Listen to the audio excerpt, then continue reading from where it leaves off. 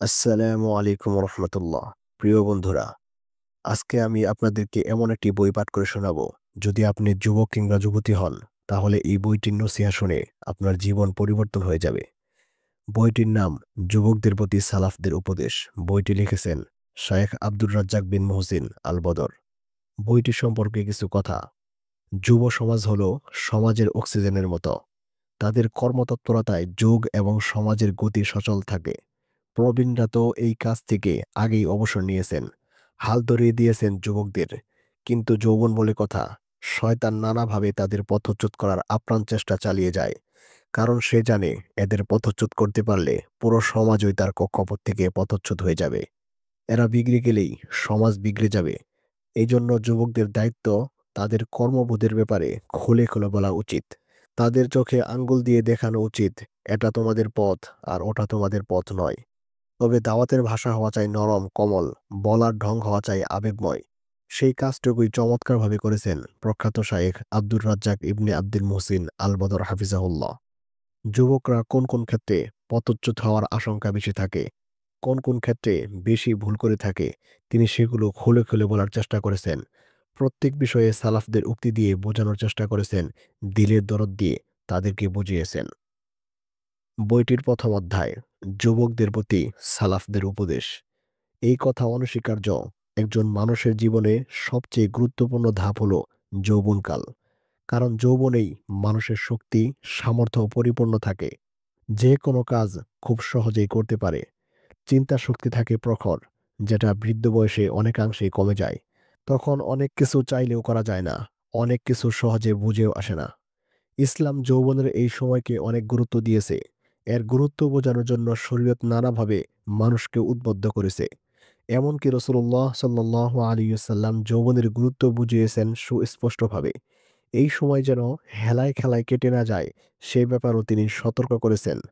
আব্দুল্লাহ ইবনে আব্বাস রাদিয়াল্লাহু তাআলা আনহু থেকে বর্ণিত আছে, রাসূলুল্লাহ সাল্লাল্লাহু আলাইহি ওয়াসাল্লাম এক ব্যক্তিকে নসিহা করে বলেছেন, ইগতানিম খামসান ক্বাবলা খামসিন, শাবাবাকা ক্বাবলা হারামিক, ওয়া সিহহাতাকা ক্বাবলা সাকমিক, ওয়া গিনাআকা ক্বাবলা ফাকরিক, ওয়া ফারাগাকা ক্বাবলা শুগলিক, ওয়া হায়াতাকা ক্বাবলা মাউতিক।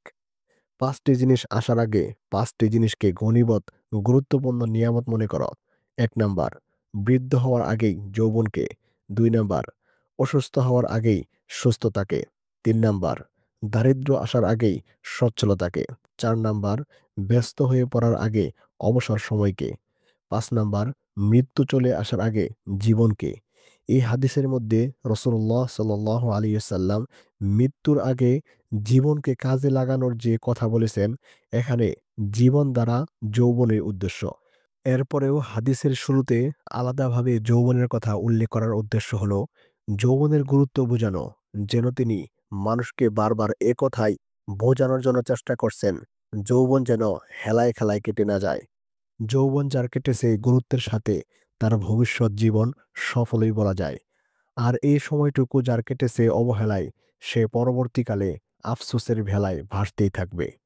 কারণ যৌবনের প্রতিটি মুহূর্তের দাম সীমাহীন, দুনিয়াতেও আখেরাতেও।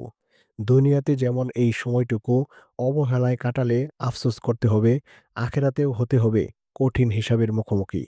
আব্দুল্লাহ ইবনে মাসউদ রাদিয়াল্লাহু তাআলা আনহু থেকে বর্ণিত হাদিসে আমরা এমনটিই পাই। রাসূলুল্লাহ সাল্লাল্লাহু আলাইহি ওয়াসাল্লাম ইরশাদ করেন, লা তাজুলু কদামা ইবনি আদম ইয়াউমাল কিয়ামাতি হাত্তা ইউসআলা আন খামসি, আন উমরিহি ফীমা আফনাহু, ওয়া আন শাবাবিহি ফীমা আবলাহু, ওয়া আন মালিহি মিন আইনা ইকতাসাবাহু, ওয়া ফীমা আনফাকাহু, ওয়া মাযা আমিলা ফীমা আলিমা। কিয়ামতের দিন ৫টি প্রশ্নের সম্মুখীন না হওয়া পর্যন্ত কোনো আদম সন্তান তার রবের সামনে থেকে তার পা দুটি হটাতে পারবে না। ১ নাম্বার, তার জীবন সম্পর্কে জিজ্ঞাসা করা হবে কিভাবে তা কাটিয়েছে। ২ নাম্বার, তার যৌবন সম্পর্কে জিজ্ঞাসা করা হবে কিভাবে তা কাটিয়েছে। ৩ নাম্বার, তার সম্পদ সম্পর্কে জিজ্ঞাসা করা হবে কিভাবে তা আয় করেছে।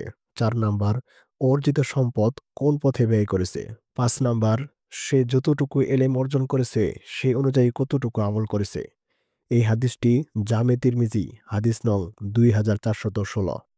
রাসূলুল্লাহ সাল্লাল্লাহু আলাইহি ওয়াসাল্লাম এই হাদিসের মাধ্যমে বোঝানোর চেষ্টা করছেন, একজন মানুষ কিয়ামতের দিন তার জীবন সম্পর্কে ২ ধরনের প্রশ্নের সম্মুখীন হবে। প্রথমত, তার জীবনের শুরু থেকে শেষ পর্যন্ত কিভাবে কাটিয়েছে এর জবাবদিহি তাকে করতে হবে। দ্বিতীয়ত, বিশেষ করে সে যৌবনকালের ব্যাপারে জিজ্ঞাসিত হবে। যদিও প্রথম প্রশ্নের মধ্যেই যৌবনকাল চলে আসে, তবুও যৌবনের ব্যাপারে ভিন্ন প্রশ্ন করা হবে। কারণ একজন ব্যক্তির জীবনে যৌবনের গুরুত্ব সবচেয়ে বেশি। সুতরাং হে যুবক, যৌবনকে গুরুত্ব দাও। মনে রেখো, কিয়ামতের দিন তুমি আল্লাহ তাআলার সামনে যৌবনের ব্যাপারে জিজ্ঞাসিত হবে। যৌবনে কি আমল করেছ, এ ব্যাপারেও তুমি প্রশ্নের সম্মুখীন হবে। কারণ শৈশবে তুমি ছিলে দুর্বল, বুদ্ধিবৃত্তিও তখন পরিপূর্ণ হয়নি। বৃদ্ধ বয়সে তুমি হয়ে যাবে আরো দুর্বল, একাকী চলাও দুঃসাধ্য হয়ে যাবে। অঙ্গ প্রত্যঙ্গগুলো তখন ধীরে ধীরে নিস্তেজ হতে থাকবে। কিন্তু যৌবনের এই সময়টাতে তো তুমি বেশ বুদ্ধিদীপ্ত সময় কাটাচ্ছ। দেহে তোমার শক্তির অভাব নেই, যে কোনো কঠিন কাজ নিমেষেই করতে পারো। সুতরাং জীবনের এই গুরুত্বপূর্ণ সময়ে তুমি কতটুকু আমল করলে এর হিসাবও তোমাকে দিতে হবে। পূর্বের হাদিসটি স্মরণ করে রেখো যুবক, যেখানে রসুল্লাহ সাল্লাল্লাহু আলাইহি ওয়াসাল্লাম তোমাদের উদ্দেশ্য করেই বলেছেন, গুরুত্ব দাও যৌবনের এই সমারোহকে। দেহের কলকবজাগুলো নিস্তেজ হওয়ার আগেই যৌবনের গুরুত্ব বুঝো।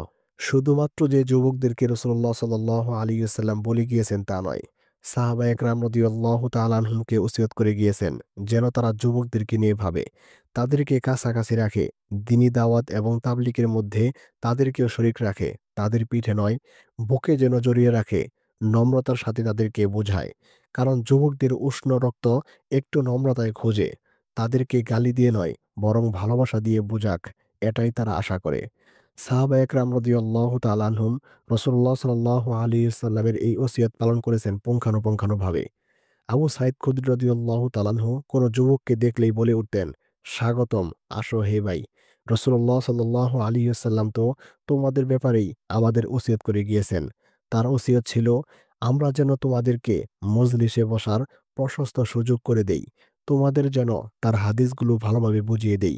কারণ আমাদের পরে তো তোমরাই হাদিসের দাওয়াত এবং তাবলীগের এই সিলসিলা ধরে রাখবে।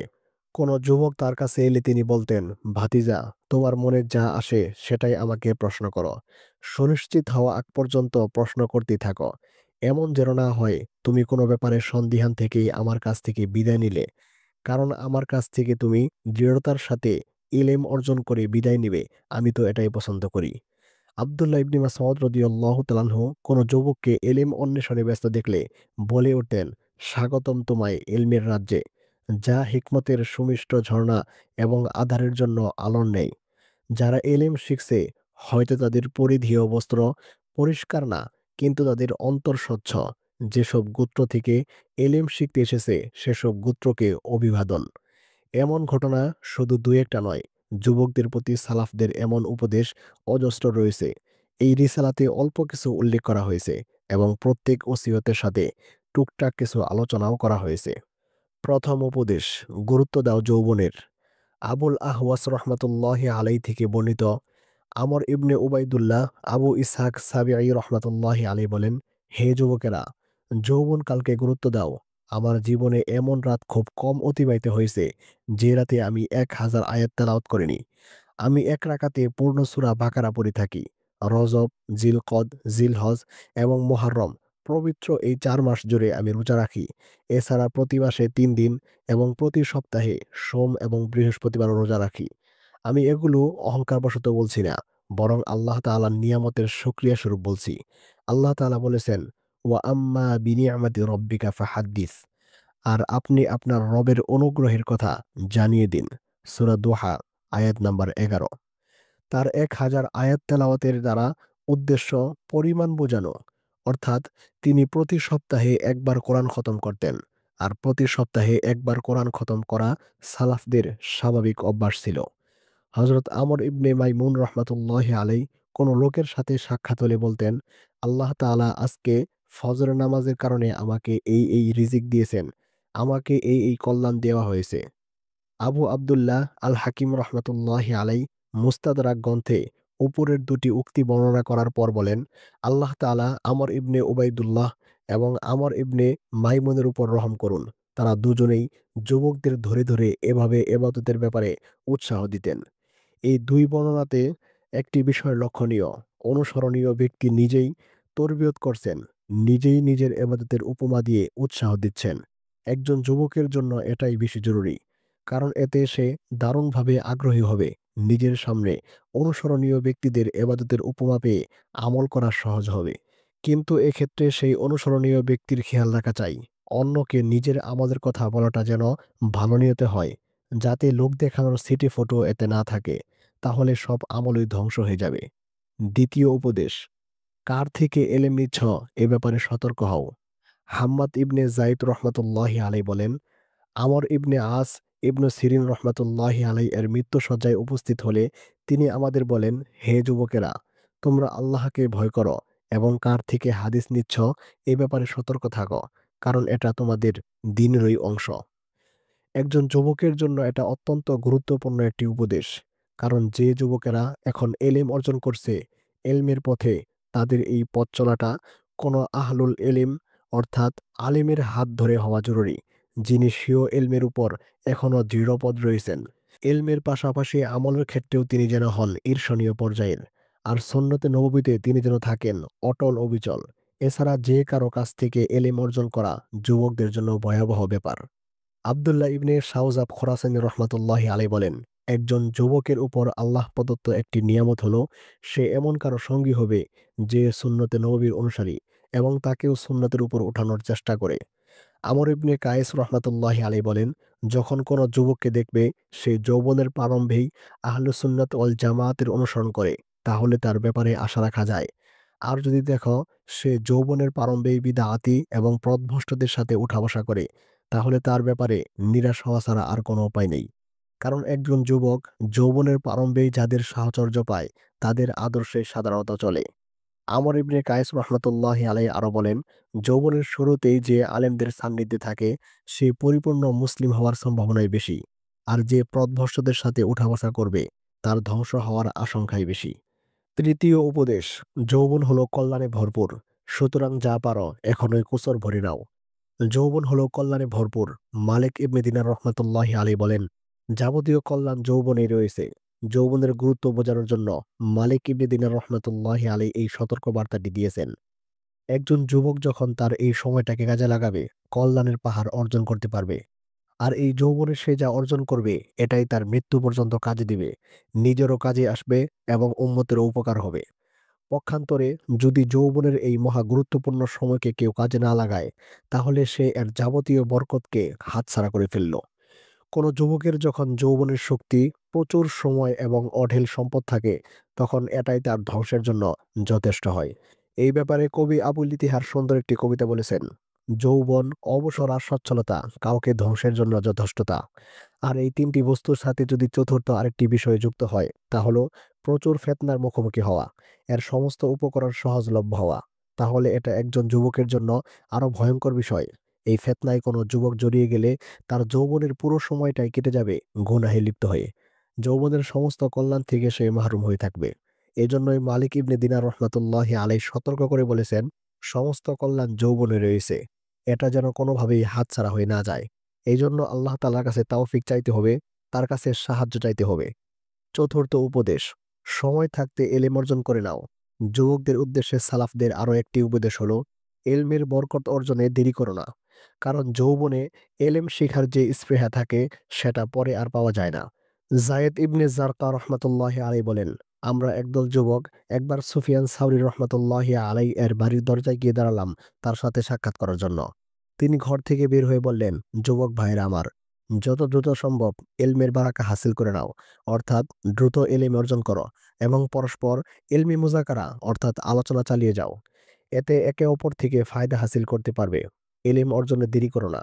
হতে পারে তোমরা যে এলেম শিখতে যাচ্ছ, দেরির ফলে সে সুযোগ হাতছাড়া করে বসবে।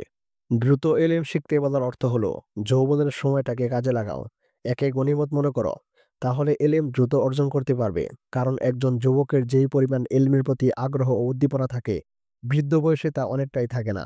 বিশেষত বয়স যত বাড়বে, কাঁধে দায়িত্বের জোয়াল তত চেপে বসবে, ততই ব্যস্ততা বেড়ে যাবে। ফলে এলেম শেখার সুযোগ বের করা অসম্ভব হয়ে যাবে। কিন্তু একজন যুবকের এমন কোনো ঝামেলা থাকে না। তার সময় থাকে অফুরন্ত, মন থাকে প্রফুল্ল, মাথায় কোনো চিন্তা থাকে না, কাঁধে দায়িত্বের জোয়াল থাকে না। আর যৌবনের এই উচ্ছল সময়টুকু বেশ দ্রুতগতিতেই কাটতে থাকে। সব পথে সে দ্রুত চলতে যায়। এজন্য ইমাম আহমদ রহমাতুল্লাহি আলাই যৌবনকে তুলনা করেছেন চমৎকারভাবে। তিনি বলেন, যুবকদের আমি পকেটে থাকা বস্তুর সাথে তুলনা করি, যা একটু আগেও আমার হাতে ছিল। আচমকা কোথাও পড়ে গেল। হঠাৎ হাতে থাকা বস্তু যেমন তাড়াহুড়ো করলে যখন তখন পড়ে যেতে পারে, ঠিক তেমনই একজন যুবক যখন সব কাজে এত তাড়াহুড়ো পছন্দ করে, যে কোনো সময় তার পদস্খলন হতে পারে। দেরির ফলে এলেম অর্জনের সুযোগ হাতছাড়া হওয়ার দ্বারা উদ্দেশ্য হলো, অনেক যুবকই স্বপ্ন দেখে সে এটা শিখবে, এটা মুখস্থ করবে, অমুক কিতাব পড়ে শেষ করে ফেলবে, ইত্যাদি ইত্যাদি। কিন্তু এসব শুধু নিয়তের মধ্যে সীমাবদ্ধ থাকার কারণে তা বাস্তবে রূপ নেয় না। ফলে সে এসব জিনিস শিখতেও পারে না। তবে তার যদি তুমুল আগ্রহের পাশাপাশি প্রচণ্ড মেহনত থাকে, আল্লাহ তাআলার কাছে অনবরত সাহায্য চাইতে থাকে, যৌবনের এই মহামূল্য সময়ের রত্নগুলো অর্জনের আকাঙ্ক্ষী হয়, তাহলে আল্লাহ তাআলা চাহেন তো সে অবশ্যই এই ইলমের পথের একজন সফল পথিক হতে পারবে ইনশাআল্লাহ। যৌবনের মহামূল্য রত্নগুলো তার হাতের মুঠোয় আসবে ইনশাআল্লাহ। আর আল্লাহ তাআলা তো বলেই দিয়েছেন, ওয়াল্লাযীনা জাহাদু ফীনা লানাহদিয়ান্নাহুম সুবুলানা ওয়া ইন্নাল্লাহা লামাআল মুহসিনিন। আর যারা আমার পথে সর্বাত্মক প্রচেষ্টা চালায়, তাদের আমি অবশ্যই আমার পথে পরিচালিত করব। আর নিশ্চয়ই আল্লাহ সৎকর্মশীলদের সাথেই আছেন। সূরা আনকাবুত আয়াত নং ৬৯। পরস্পর ইলমি মুযাকারার কথা বলার দ্বারা যুবকদের উৎসাহ দেওয়া হয়েছে। তারা যেন একে অপরের সাথে সাক্ষাৎ করে ইলমি ফায়দা হাসিল করে, ইলমি বিষয়ে মুযাকারা করে। পঞ্চম উপদেশ, আখিরাতকে ভুলে যেও না। হযরত হাসান বসরি রহমাতুল্লাহি আলাইহি মাঝে মাঝেই একটা কথা বলতেন, যুবক ভাইরা আমার, আখিরাতের ব্যাপারে অবিশ্বাসী হয়ে যেও না। শুধু আখিরাতই যেন তোমাদের মূল লক্ষ্যবস্তু হয়। কারণ আমি অনেককেই দেখেছি আখিরাতের তালাশে নেমে দুনিয়ায় হারিয়ে গিয়েছে। এরপর আখিরাতকে পেয়েছে অল্পই, কিন্তু দুনিয়া ঠিকই অর্জন করেছে কোসর ভরে। অথচ আজও আমি এমন কাউকে দেখিনি যে দুনিয়ার তালাশে নেমে আখিরাতে মত্ত হয়ে গেছে। কারণ সে তখন দুনিয়াতেই পূর্ণ মগ্ন থাকে। যুবকদের উদ্দেশ্যে হাসান বসরি রহমতুল্লাহি আলাইহি এর এই উপদেশটুকু অত্যন্ত গুরুত্বপূর্ণ। তিনি স্পষ্ট করে এটাই বোঝানোর চেষ্টা করেছেন, একজন যুবক যেন দুনিয়ার অন্বেষণে হারিয়ে না যায়, বরং তার চিন্তা জুড়ে যেন আখিরাতের ফিকির থাকে। সে যেন আখিরাত তালাশে উন্মুখ থাকে। তার প্রতিটি মুহূর্ত যেন রবের কাছাকাছি হওয়ার চেষ্টায় থাকে। এতে সে কিন্তু দুনিয়া হারাবে না, বরং এর বদলতে আল্লাহ তাআলা তার তাকদির অনুযায়ী তাকে দুনিয়া অবশ্যই দিবেন। যতটুকু দুনিয়া তার পাওয়ার কথা ছিল, ততটুকু তার পায়ের সামনে অবশ্যই চলে আসবে। এখানে এটা বলা হচ্ছে না যে মানুষ একেবারে দুনিয়া বিমুখ হয়ে যাবে, এরপর অন্যের উপর ভরসা করে বসে থাকবে। না, তা নয়। বরং একজন মুসলমান তার স্বাভাবিক রুটি-রুজির জন্য অবশ্যই উপার্জন করবে, এবং এতে যদি তার অঢেল সম্পদও অর্জিত হয়ে যায়, তাও সে তিরস্কৃত হবে না। কিন্তু এই সম্পদ যেন তাকে আখিরাতের ব্যাপারে অবিশ্বাসী করে না তোলে। তার সমুদয় চিন্তা চেতনা, সময়, শক্তি সব যেন এর পিছনে ব্যয় না হয়ে যায়। তার চিন্তা জুড়ে যেন শুধু দুনিয়ায় না থাকে। এজন্যই রাসূলুল্লাহ সাল্লাল্লাহু আলাইহি সাল্লাম তার আলাভোলা উম্মতকে দোয়া শিখিয়ে দিয়েছেন, ওয়ালা তাজআলিদ দুনিয়া আকবারা হাম্মিনা ওয়ালা মাবলাগা ইলমিনা। হে আল্লাহ, দুনিয়াকে আমাদের দুশ্চিন্তায় পরিণত করে দিয়েন না, আর এটিকে আমাদের এলেম অর্জনের মূল লক্ষ্যে পরিণত করে দিয়েন না। রাসূলুল্লাহ সাল্লাল্লাহু আলাইহি সাল্লাম অবশ্য একথাও বলে গিয়েছেন, ইন্নাকা আন তাযরা ওয়ারাসাতাকা আগনিয়া খায়রুন মিন আন তাযরাহুম আলাতান ইয়াতাকাফফাফুনা নাসা। একেবারে দুনিয়াবিমুখ হয়ে তোমার ওয়ারিসদের অভাবগ্রস্ত রেখে যাওয়ার ফলে মানুষের কাছে হাত পাতার মতো অবস্থা হওয়ার চেয়ে উত্তম হলো তুমি তাদের সচ্ছল অবস্থায় রেখে যাও। সুতরাং যে ব্যক্তি আখিরাতকে বানাবে মূল লক্ষ্যবস্তু, আল্লাহ তাআলা তার দুনিয়াবি প্রয়োজন পূরণ করে দিবেন, এবং সে দুনিয়াকে বারবার ফিরিয়ে দিলেও দুনিয়া তার পায়ের কাছে আসবেই। পক্ষান্তরে যে ব্যক্তি দুনিয়াকেই বানাবে আসল লক্ষ্য, দরিদ্রতা তার পিছনে লেগেই থাকবে। প্রচুর সম্পদ থাকার পরেও তার মনে হবে কিছুই যেন তার নেই।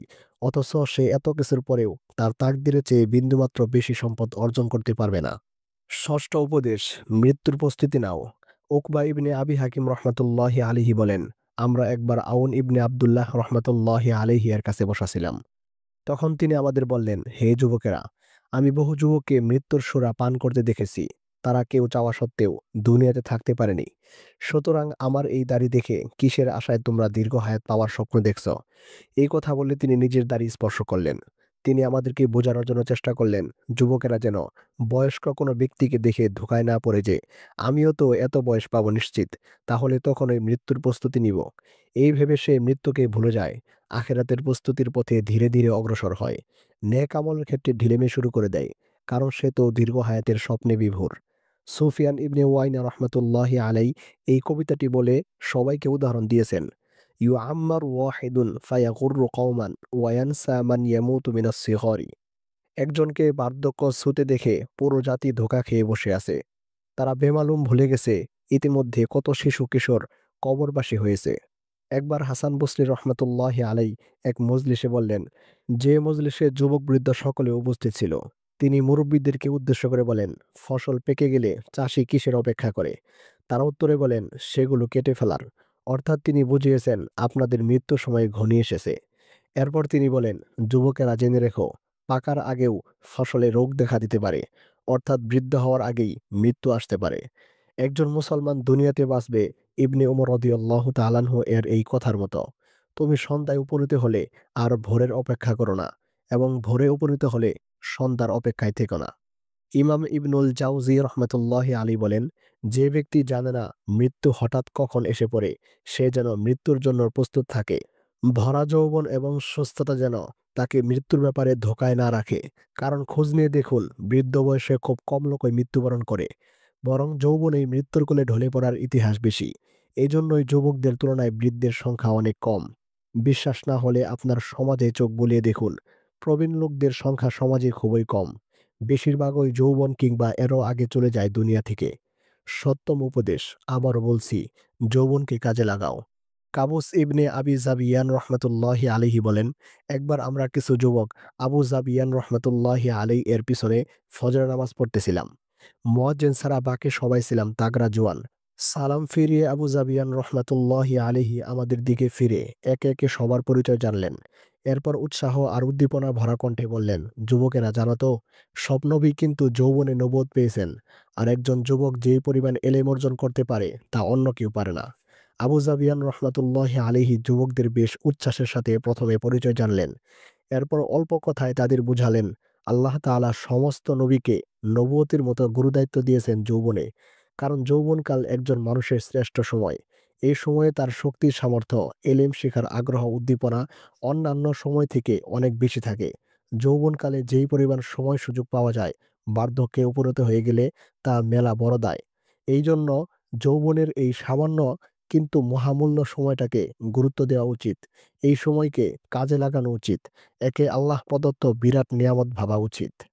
অষ্টম উপদেশ, হালাল পেশা গ্রহণ করো, বেকার থেকো না।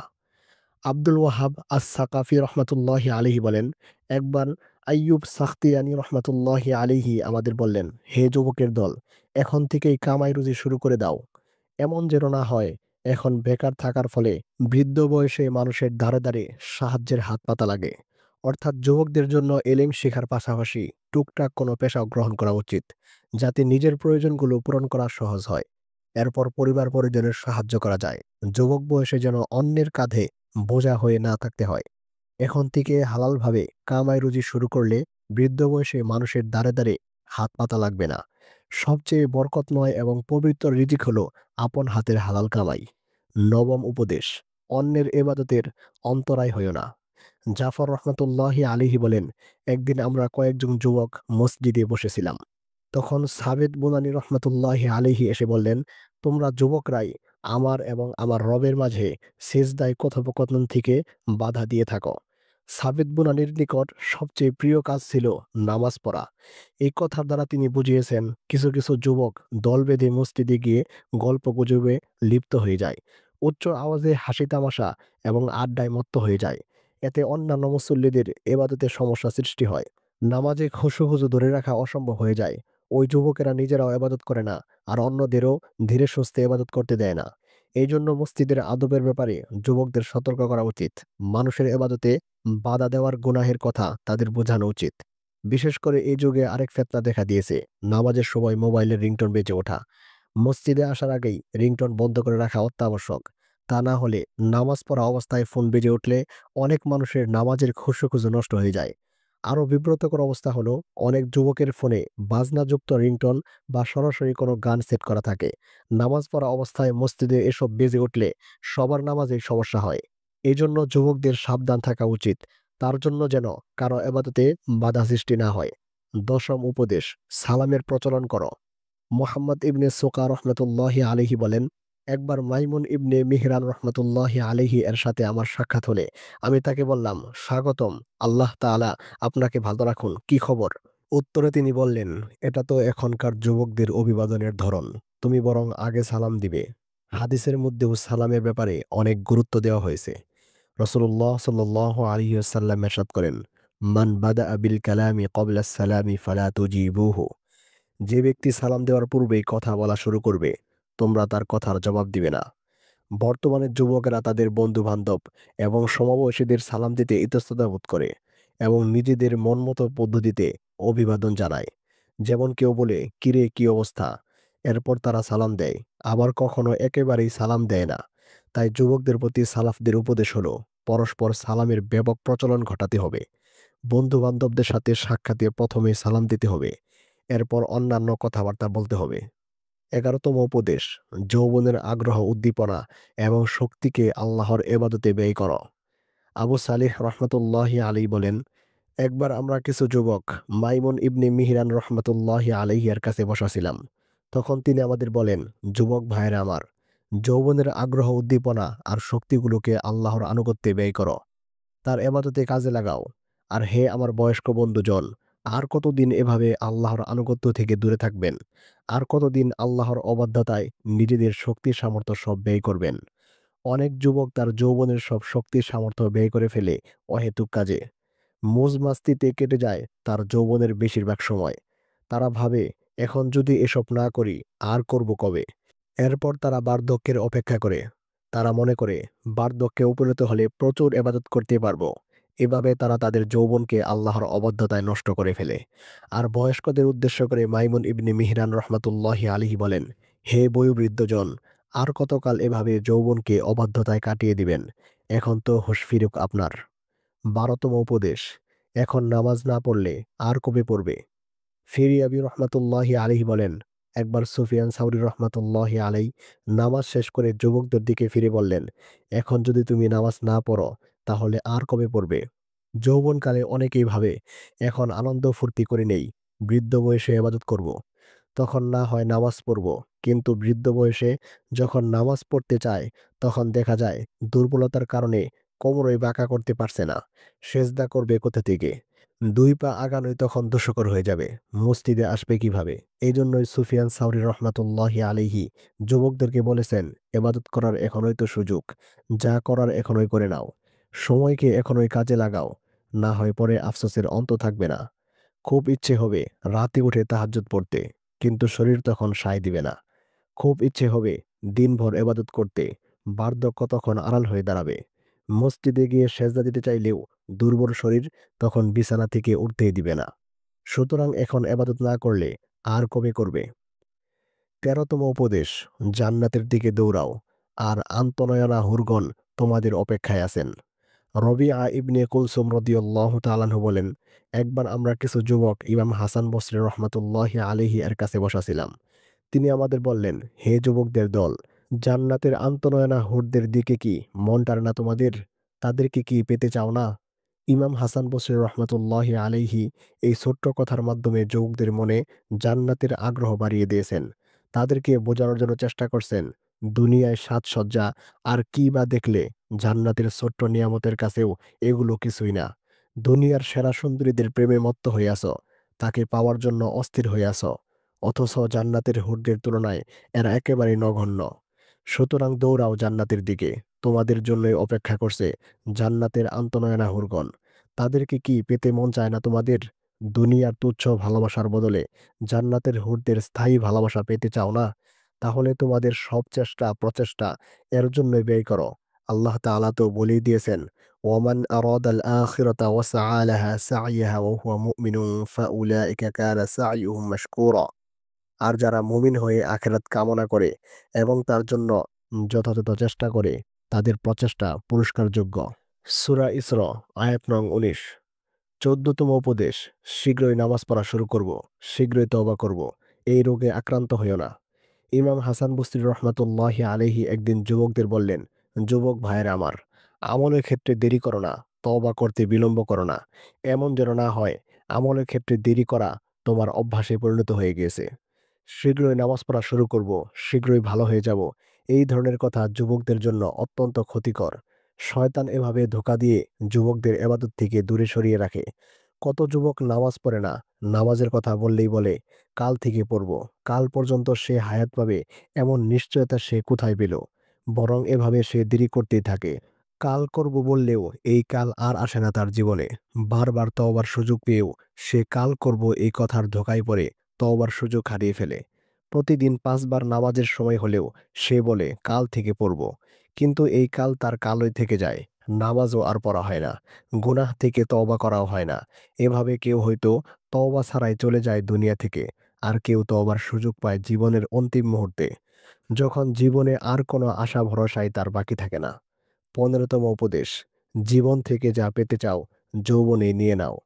হাফসা বিনতে সিরিন রহমাতুল্লাহি আলাইহি বলেন, হে যুবকেরা, জীবন থেকে যদি কিছু পেতে চাও তাহলে যৌবনেই নিয়ে নাও। আল্লাহর কসম, কাউকে যৌবনকালে যেই পরিমাণ আমল করতে দেখেছি বৃদ্ধ বয়সে তা করতে দেখিনি। মানুষ যৌবনকালে যেই পরিমাণ আমল করতে পারে বৃদ্ধকালে তা করতে পারে না। এটাই স্বাভাবিক, কারণ যৌবনের শক্তি সামর্থ্যের সাথে বৃদ্ধকালের তুলনা হয় না। কিন্তু কোনো যুবক যদি তার যৌবনকে অবহেলা করে, অনর্থক এবং গুনাহের কাজে নষ্ট করে ফেলে, প্রবৃত্তির অনুসরণে যৌবন কাটিয়ে দেয়, তাহলে সে তার যৌবনের নিয়ামতকে হারিয়ে ফেলল, যা তার বৃদ্ধকালের আফসোসের কারণ হয়ে দাঁড়াবে। এই জন্য কবি বলেছেন, মাআরিবু কানাত ফিস শাবাবি লি আহলিহা আইযাবান ফাসসারাত ফিল মাশিবি আযাবা। যৌবনে যে আশা ছিল বড় সুমিষ্ট, বৃদ্ধ বয়সে তা হয়ে গিয়েছে তিক্ততার কারণ। যৌবনে মানুষ আশার ভেলায় ভাসতে থাকে, হাজারো রঙিন স্বপ্ন তার চোখে ভাসে। কোনোটা তার পূরণ হয়, কোনোটা স্বপ্নই রয়ে যায়। কিন্তু এভাবে সে তার মূল লক্ষ্য থেকে দূরে সরে যায়। স্বপ্নের ভিড়ে বাস্তবতা ঠাঁই পায় না, ফলে সে বাস্তবতা চিনতেই পারে না। কিন্তু একদিন না একদিন যৌবন ফুরিয়ে যাবে। এই স্বপ্নের ভেলা একদিন জীবন সায়াহ্নের তীরে ভিড়বে। তখন আশা এবং স্বপ্ন অর্থহীন মনে হবে। জীবনের একটি গুরুত্বপূর্ণ অংশে এসবের পিছনে ছোটাকে এখন আফসোসের কারণ মনে হবে। তাই যৌবনের এই মহা গুরুত্বপূর্ণ সময়ের মূল্য বোঝা উচিত। এর প্রতিটি মুহূর্তকে কাজে লাগানো উচিত। যৌবনের একটা ক্ষুদ্র কল্যাণও যেন হাতছাড়া হয়ে না যায়, এই ব্যাপারে সতর্ক থাকা উচিত। আর বেশি বেশি আল্লাহ তাআলার কাছে দোয়া করা উচিত, যেন তিনি যৌবনকে কাজে লাগানোর তৌফিক দান করেন। মনে রাখতে হবে, কিয়ামতের দিন তার সামনে দাঁড়িয়ে যৌবনের প্রতিটি মুহূর্তের হিসাব দিতে হবে। আল্লাহ তাআলা আমাদের সবাইকে দিনের জন্য কবুল করুন। যৌবনকে দিনের পথে ব্যয় করার তৌফিক দান করুন। ১৬তম উপদেশ, সরাসরি কোনো অভিজ্ঞ আলেমদের সোহবত গ্রহণ করো। বিখ্যাত তাবিঈ কাসির ইবনে কায়েস রহমাতুল্লাহি আলাইহি বলেন, আমি দামেস্কের মসজিদে একদিন সাহাবী হযরত আবু দারদা রাদিয়াল্লাহু তাআলা আনহু এর কাছে বসেছিলাম। এমন সময় তার কাছে এক লোক এসে বলল, হে আবু দারদা, আমি আপনার নিকটে রাসূলুল্লাহ সাল্লাল্লাহু আলাইহি ওয়াসাল্লামের শহর মদিনা হতে এসেছি কেবল একটি হাদিসের জন্য। আমার নিকটে খবর পৌঁছেছে যে আপনি উক্ত হাদিসটি রাসূলুল্লাহ সাল্লাল্লাহু আলাইহি ওয়াসাল্লাম হতে বর্ণনা করে থাকেন। আমি অন্য কোনো কারণে এখানে আসিনি। তখন আবু দারদা রাদিয়াল্লাহু তাআলা আনহু বললেন, আমি রাসূলুল্লাহ সাল্লাল্লাহু আলাইহি ওয়াসাল্লামকে বলতে শুনেছি, তিনি বলেছেন, যে ব্যক্তি ইলম হাসিলের জন্য কোনো পথ অবলম্বন করে, আল্লাহ তাআলা তার মাধ্যমে তাকে জান্নাতের পথসমূহের একটি পথে পৌঁছে দেন এবং ফেরেশতাগণ ইলম তলবকারীর সন্তুষ্টির জন্য নিজেদের ডানাসমূহ বিছিয়ে দেন। নিশ্চয় যারা আলেম, তাদের জন্য আসমান এবং জমিনে যারা আছে তারা আল্লাহর নিকটে ক্ষমা প্রার্থনা করতে থাকে, এমনকি মাছসমূহ পানির মধ্যে থেকেও। আলেমগণের মর্যাদা আবেদগণের উপরে এইরূপ, পরিপূর্ণ রাতে চাঁদের মর্যাদা অন্যান্য তারাসমূহের উপরে যেরূপ। নিশ্চয়ই আলেমগণ হলেন নবীগণের উত্তরাধিকারী। আর নবীগণ কোনো দিনার বা দিরহাম উত্তরাধিকার হিসাবে রেখে যান না, বরং তারা রেখে যান কেবল এলেম। অতএব যে ব্যক্তি তা গ্রহণ করেছে সে ব্যক্তি পূর্ণ অংশ গ্রহণ করেছে। যৌবনে এলেম শেখার আসবাব উপকরণ থাকে হাতের নাগালে। একটু সদিচ্ছা থাকলেই এলেম শেখা অনেকটা সহজ হয়ে যায়। এই সুযোগকে কাজে লাগানো উচিত। তবে এক্ষেত্রে মনে রাখতে হবে, এলেম শেখার সবচেয়ে উত্তম পদ্ধতি হলো সরাসরি কোনো আলেমদের সোহবতে এলেম শেখা। উপরে বর্ণিত ঘটনায় আমরা দেখতে পাই, এক ব্যক্তি মদিনা থেকে সুদূর দামেস্কে গিয়েছেন আবু দারদা রাদিয়াল্লাহু তাআলা আনহু এর কাছ থেকে শুধু একটি হাদিসের এলেম অর্জনের জন্য। এখন এই বিশ্বে সবকিছুই যেন হাতের মুঠোয় চলে এসেছে। সহজ হয়ে গেছে যাবতীয় কাজকর্ম। এই সুবাদে এলিম অর্জনের পথকেও কেউ একেবারে সুগম করতে চাচ্ছেন। তারা চান ওস্তাদের সোহবতে না গিয়ে ঘরে বসে কিভাবে যাবতীয় এলিম শেখা যায়। এভাবে হয়তো আক্ষরিক জ্ঞানটুকু শেখা যাবে। কিন্তু এলিম রয়ে যাবে অনেক দূরে। কারণ এলিম শুধু কিতাবের কালো অক্ষরের নাম নয়। এলিম হলো আল্লাহ তাআলার প্রদত্ত সিনা বা সিনা ঘুরে আসা এক বিশেষ নূরের নাম। কিন্তু অনেক যুবক এই ব্যাপারে মারাত্মক অবহেলা করেন। তারা অনলাইনকে এলেম শেখার যাবতীয় মাধ্যম বানিয়ে নেন। ওস্তাদদের সরাসরি সোহবতকে কম গুরুত্বপূর্ণ ভাবেন। তাদের দাবি অনুযায়ী সরাসরি সোহবত নিতে গেলে প্রচুর সময় চলে যাবে। এমনকি তারা হয়তো পূর্বে বর্ণিত ঘটনাকেও সময়ের অপচয়ের কাতারে ফেলে দিবেন। কারণ তাদের মতে শুধু একটি হাদিস শেখার জন্য এখন যদি এত দূর সফর করা হয়, তাহলে এটা নিশ্চিতভাবে সময়ের অপচয় হবে। তাদের কথার বাহ্যিক দিক সুন্দর হলেও এর ভিতরে রয়েছে মারাত্মক অবহেলা আর ধোঁকার গন্ধ। শয়তান এভাবে ধোঁকা দিয়ে যুবকদের উস্তাদদের সরাসরি সোহবত থেকে মাহরুম রাখে। আরও সহজে বিষয়টি বোঝার জন্য আমরা অনলাইনে এবং অফলাইনে এলিম শিখার বিষয়ে কিছু তুলনা করতে পারি। ১ নাম্বার, অনলাইনে এলিম শিখার একটি উপকারিতা হলো অল্প সময়ে অনেক কিছু শেখা যায়। কষ্ট ছাড়াই এলিম অর্জন করা যায়। আর সরাসরি এলিম শিখতে গেলে প্রচুর সময় লাগে। তবে এক্ষেত্রে অনলাইনে যে ক্ষতি হয় তা হলো আপনি যেটা জানতে চাচ্ছেন শুধু সেটাই জানতে পারবেন। ধরুন আপনি ইন্টারনেটে কোনো মাসআলা লিখে সার্চ দিলেন। বিপরীতে শুধু আপনার প্রশ্নের জবাবটি আসবে। আর সরাসরি সোহবতে অনেক বেশি সুবিধা রয়েছে। আপনি উস্তাদদের কাছ থেকে নির্দিষ্ট বিষয়ের এলিম ছাড়াও আনুষঙ্গিক আরও বিভিন্ন বিষয় জানতে পারবেন, শিখতেও পারবেন। পাশাপাশি উস্তাদদের থেকে শিষ্টাচার ইত্যাদি অন্যান্য বিষয়ও হাতে কলমে শিখতে পারবেন। ২ নাম্বার, অনলাইনে আপনি যা জানতে চাচ্ছেন হুবহু সেটাই পাবেন এমন নিশ্চয়তা নেই। হতে পারে আপনি যে মাসআলা জানতে চাচ্ছেন এর সামান্য বিপরীত মাসআলা পেয়ে আপনি সেটার উপরেই আমল করা শুরু করে দিলেন। মোট কথা, অনলাইনে ইলম শিখতে গেলে কোনো মাসআলা জানতে গেলে সামান্য ১৯-২০-এ বিশাল ভুল হওয়ার আশঙ্কা বেশি থাকে। এর চেয়ে সরাসরি আলেমদের সোহবতে গিয়ে আপনার সমস্যার কথা খুলে বলে বিস্তারিত উত্তর জানতে পারবেন। ৩ নাম্বার, এলমের পরিপূর্ণতার সাথে ওস্তাদের সম্পর্ক অনেক বেশি। অর্থাৎ ওস্তাদ যত আমলওয়ালা হবেন, ছাত্রের এলমের পরিপূর্ণতা তত বেশি হবে। কারণ এই এলেম তো তার সিনা থেকেই ছাত্রের সিনায় যাবে। সুতরাং তিনি যদি বেআমল হন, তাহলে তার সিনা থেকে এলেম বের হবে না, বরং কিতাবের কালো অক্ষরগুলোই বের হবে। এর দ্বারা কখনোই এলমের পরিপূর্ণতা আসবে না। অনলাইনে এলেম শেখার ক্ষেত্রে এই বিষয়টি পরখ করে নেওয়া সম্ভব হয় না। সেখানে উস্তাদ ছাত্রের মাঝে পার্থক্য থাকে অনেক বেশি। একজন আরেকজন থেকে অনেক দূরে থাকে। তাই কার থেকে এলেম নেওয়া হচ্ছে এটা যাচাই করার সুযোগ থাকে না। অনলাইনের ভাষা পরিচয়ে অনেককে আস্থাভাজন করে ধোঁকা খাওয়ার ইতিহাসও আমাদের সামনে অসংখ্য রয়েছে। এখানে সংক্ষেপে কিছু বিষয় উল্লেখ করা হলো। সুতরাং যুবকদের জন্য আবশ্যক হলো অনলাইনের চেয়ে উস্তাদের সহবতে সরাসরি বেশি থাকার চেষ্টা করা। সরাসরি উস্তাদের কাছ থেকে এলেম হাসিলের চেষ্টা করা। এটা নিজের ঈমান এবং আমল উভয়ের জন্য কল্যাণকর। ১৭তম উপদেশ, আলেমদের পিছনে লেগে নিজের আমলটুকু ধ্বংস করো না। তরুণ বয়সে জজবা থাকে বেশি, এলেম কাঁচা থাকে। বয়স এবং বুদ্ধি তখনও পরিপক্ক হয় না। ফলে অপরিপক্কতার কারণে পরিপক্ক ব্যক্তিদের বুঝ এবং চিন্তা চেতনার সাথে ফারাক থাকে বিশাল। এখানে অনেক যুবক ধোঁকায় পড়ে যায়। তারা মনে করে আমার বুঝই সঠিক, আমি যা জানি এটাই শরীয়ত। এর বিপরীতে যেই বলুক না কেন সেই বাতিল। কখনো আরো আগ বাড়িয়ে অনেক তরুণ প্রবীণ আলেমদের দুশ্চর্চায় মেতে ওঠেন। আলেমদের আত্মমর্যাদা নিয়ে টানাটানি করেন। তাদের দীর্ঘ উপলব্ধি, ইলমি যোগ্যতাকে এক নিমিষেই ছুঁড়ে ফেলে দিতে চান। আর যদি কখনো আলেমদের মতবিরোধপূর্ণ কোনো বিষয় পান, তখন তাদের এই কাজগুলো আরো ষোলকলাপূর্ণ করে আরো মারাত্মকভাবে তারা আলেমদের পিছনে লেগে পড়েন। সমাজে এমন অনেক মতবিরোধ আছে, শুরুতে যেগুলো বিন্দু আকারে থাকলেও সাধারণ মানুষদের জজবার কারণে তা বিরাট আকার ধারণ করে। তারা চায় এটার একটা বিহিত এখনই করতে হবে। এখন সমাধান না করলে হবে না। অথচ দেখা যাবে এই বিষয়ে মতবিরোধ যুগের পর যুগ ধরে চলে আসছে। অনেক তরুণ আলেমদের ইখতিলাফের কারণে আলেমদের থেকে দূরে সরে যান। এমনকি কেউ তাদের গীবত শেখায়েত পর্যন্ত করা শুরু করে দেন। এতে যেমন তারা দুনিয়াতেও আলেমদের সোহবত থেকে দূরে থাকলো, আখিরাতের জন্য যে অল্প আমল করা হয় সেটাও বিনষ্ট হয়ে গেল। যুবকদের মূল অভিযোগ হলো আলেমদের মাঝে ইখতিলাফ হলে আমরা কি করব? তারাই তো ইসলামকে ধ্বংস করছে, আমাদের আর কি দোষ?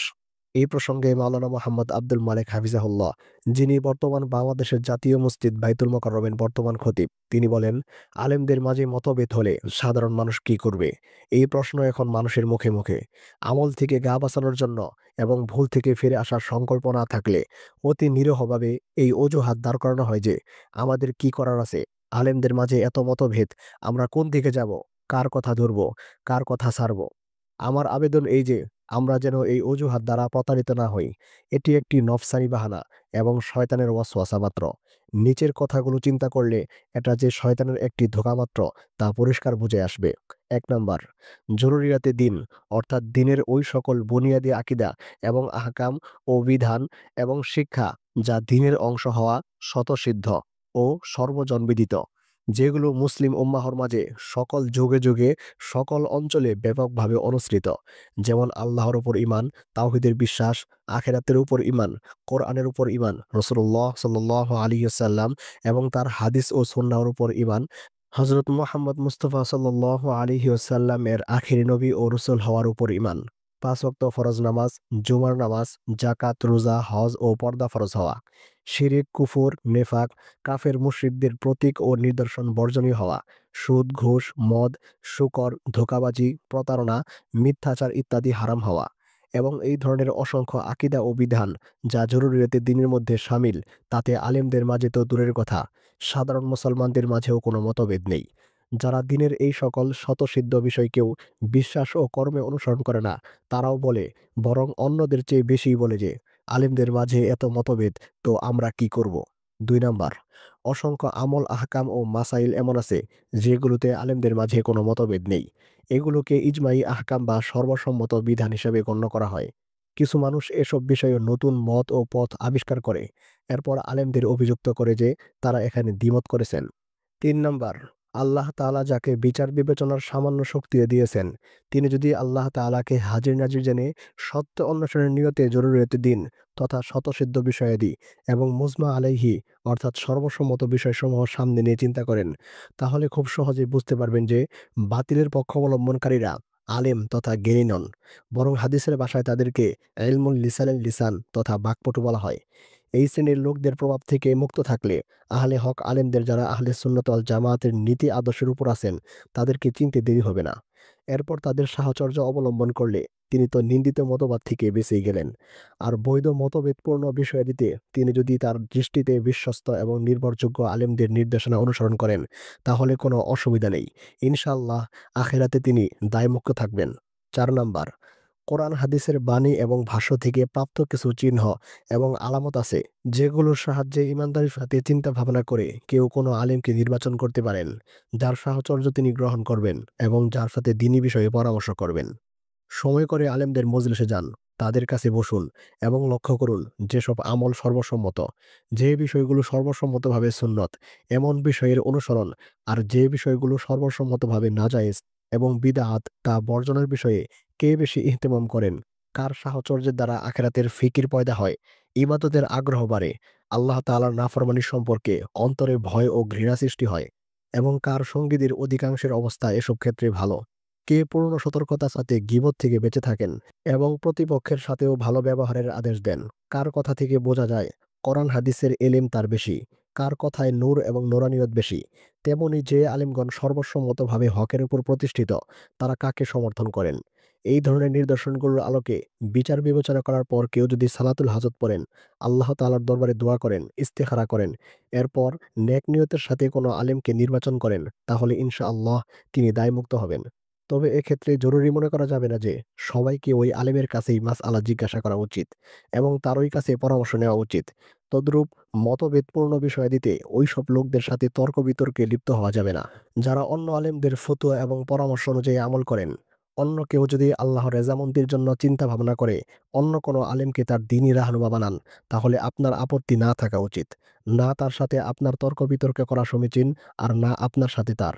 যে আলেমদের আপনি নির্বাচন করেননি তাদের সম্পর্কে কুধারণা পোষণ করা কিংবা তাদের সম্পর্কে কটূক্তি করা কোনোটাই জায়েজ নয় এবং বিনা দলিলে তাদের কাউকে বাতিল মনে করাও বৈধ নয়। পরিশিষ্ট, যুবকদের প্রতি সাহাফদের এই উপদেশগুলো স্বর্ণাক্ষরে লিখে রাখার মতো। অশান্ত অস্থির এই সমাজে এই উপদেশগুলো একজন যুবকের অবলম্বন হওয়ার জন্য যথেষ্ট। যুবকদের আবেগের বন্ধন অনেক কোমল থাকে, ফলে সামান্য জজবাতেই তা ছিঁড়ে যাওয়ার আশঙ্কা থাকে। সামান্য ভুল পথে গেলে তা ধ্বংস হওয়ার উপক্রম হয়ে যায়। তাই সালাফগণ বারবার বুঝিয়েছেন, বিভিন্ন বিষয়ে একাধিকবার সতর্ক করেছেন। যৌবনকে গুরুত্ব দেওয়ার কথাই দেখুন না কতবার বলা হলো এখানে। কারণ যুবকরা যদি যৌবনকে গুরুত্ব না দেয় তাহলে ধ্বংস অনিবার্য। যুবকদেরকে এলেম অর্জনের ব্যাপারে সতর্ক করা হয়েছে, কারণ এই পথে অনেক যুবক হারিয়ে গেছে কালের গহ্বরে। যেখানে তাদের থাকার কথা ছিল ইতিহাসের শীর্ষচূড়ায়, এরপরও তারা প্রথম মঞ্জিল পার করতে পারল না কেন, ভাবা দরকার এই নিয়ে। সালাফগণ বহু ভেবেচিন্তে এরপর সতর্ক করেছেন যুবকদেরকে। সতর্ক করেছেন তাদের এলিম শেখার ব্যাপারে। ভুল মানুষের হাতে যেন তাদের এলিম শেখার হাতেখড়ি না হয়। শুরুতে যদি গলত থাকে, আখের তো তাহলে ভুলে ভয়ে থাকবে। এরপর সালাফগণ মৃত্যুর ব্যাপারে সতর্ক করেছেন, কারণ অনেক যুবক যৌবনের তাড়নায় মৃত্যুর স্পর্শকে একেবারেই ভুলে যান। তারা ভুলে যান যে মৃত্যু তাদের মাথার উপর ছায়ার মতো দাঁড়িয়ে আছে, এখনই সবল দিতে পারে সে। এর ফলে যুবকরা আখেরাতকেও ভুলে যায়। তাই সালাফগণ এই ব্যাপারে সতর্ক করেছেন। সালাফগণ শুধু আখেরাতের ব্যাপারে সতর্ক করে গিয়েছেন তা নয়, বরং আখেরাতের সহযোগী হিসাবে দুনিয়ার হালাল আয় রোজগারের ব্যাপারে প্রচুর উৎসাহ দিয়েছেন। কারণ এই পথে শয়তান অনেক যুবককে ধ্বংস করে ফেলে। দারিদ্রতা মানুষের ঈমান আমল হরণ করে খুব দ্রুত। তাই যুবকরা যেন এই ব্যাপারে গাফেল না থাকে, তাই সালফে সালিহিন হালাল পেশা গ্রহণের উৎসাহ দিয়েছেন। সালাফগণ যুবকদের সামাজিক আচার ব্যবহারের ব্যাপারেও সতর্ক করেছিলেন। তাই তাদের সালাম থেকে শুরু করে মসজিদে গিয়ে কি করবে আর কি করবে না এটাও বলে দিয়েছেন সুস্পষ্টভাবে। অনেক যুবক যৌবনের ধোঁকায় পড়ে এবাদতের ব্যাপারে গাফলতির শিকার হয়। তারা বৃদ্ধ হওয়ার অপেক্ষায় থাকে, অথচ তাদের চোখের সামনেই কত যুবক দুনিয়া থেকে বিদায় নেয়। তারা নিজেরাই কত যুবকের জানাজায় শরিক হয়, তবুও তাদের অন্তর্চক্ষু খোলে না। তাই সালফে সালিহিন এই ব্যাপারে সতর্ক করেছেন, যৌবনে এবাদত না করলে পরে আফসোসের অন্ত থাকবে না। এখন এবাদত করতে গেলেই মনের মধ্যে এই খেয়াল উকি দিবে, আরে আজ থাকুক কাল থেকে না হয় নামাজ পড়ব, আজ থাকুক কাল থেকেই গুনাহ ছেড়ে দিব। এইভাবে তারা যৌবনের বেশিরভাগ সময় নষ্ট করে ফেলে শয়তানের ধোঁকায় পড়ে। অথচ তারা জানে না জান্নাতের মধ্যে তাদের জন্য আন্তঃনয়না হুরগণ অপেক্ষা করছেন। এখন যত আমল থেকে পিছিয়ে থাকবে, তাদেরকে পাওয়ার আশা তত ক্ষীণ হতে থাকবে। এইভাবে সালাফগণ যুবকদের ব্যক্তিগত, সামাজিক, পারিবারিক, দুনিয়াবি এবং আখেরাত সংশ্লিষ্ট প্রত্যেক বিষয়ে নসিহত করে গিয়েছেন। যুবকদেরকে এড়িয়ে চলেননি কখনো, বরং জড়িয়ে নিয়েছেন বুকের মধ্যে। তাদের প্রচুর সময় দিয়েছেন, কারণ যুবকরাই ইসলামের ঝান্ডাকে সমুন্নত করতে সবচেয়ে বেশি উপযুক্ত। এলেম এবং শরীয়তের এই ধারা তো যুবকদের মাধ্যমেই যুগের পর যুগ বিস্তার লাভ করবে। আরও সহজে বললে, যুবকরা যদি জাগ্রত থাকে, আলস্য ভেঙে সামনে কদম বাড়ায়, তাহলে এলমের এই স্রোত বইতে থাকবে অনবরত। ইসলামের ঝান্ডা উঠতেই থাকবে পথ পথ করে। আর যুবকরা যদি আলস্যে জড়িয়ে থাকে, ঘুমিয়ে থাকে তাদের বোধ, তাহলে শুধু তাদেরই ক্ষতি হবে তা নয়, বরং যুগ ও সমাজও ক্ষতির মুখে পড়বে। কারণ যে জাতির যুবকেরা পথ হারিয়ে ফেলে, সে জাতির পথচ্যুত হতে আর কিছুই বাকি থাকে না। তাই দিলের দরদ নিয়ে বলছি, সালাফদের এই নসিহতগুলো আমাদের যুবকরা যেন অন্তরে ধারণ করে। তাদের বদ্ধ হৃদয় যেন এই কথাগুলো কোরআনারে বারবার। সালাফদের এই আকুতি যেন তাদের হৃদয়ের বদ্ধ দরজাকে ভেঙে চুরমার করে দেয়। তারা যেন বোঝে, যুগ এবং সমাজকে এগিয়ে নেওয়ার নিশান এখন আমাদের হাতে। তাই আমাদের ঘুমিয়ে থাকা চলবে না, আমাদের পিছিয়ে থাকলে হবে না। আল্লাহ তাআলা আমাদের সবাইকে এর উপর আমল করার তৌফিক দান করুন। আমিন ইয়া রাব্বাল আলামিন।